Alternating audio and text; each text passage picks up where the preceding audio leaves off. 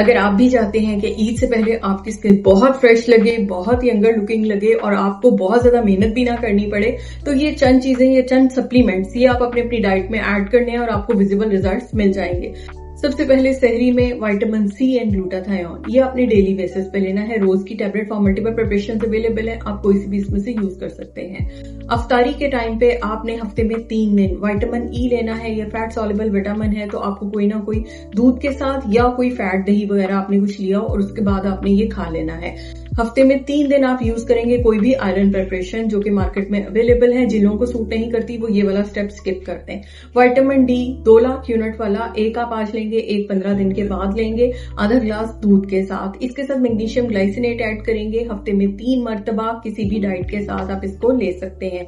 इसके साथ जो मेन हमारा जो है, यानी कि जो हमारा सीक्रेट बाउल है, उसमें आप ऐड करेंगे 1 टमाटर, 1 खीरा, 1 गाजर, 1 चुकंदर, कप ऑफ ब्रोकली ले लें या फिर आप बंद गोभी का ऑल्टरनेट जो है वो ले लें। 1 ग्रीन एप्पल आप इसमें ऐड करेंगे और इसको आप नमक, काली मिर्च एंड लेमन के साथ आप इसको बना लीजिए। और ये बाउल आपने डेली कंज्यूम करना है। आपको फाइबर भी मिलेगा, आपको कोलेजन भी मिलेगा, आपको ग्लूटाथायोन भी इसमें से नेचुरली मिलेगा।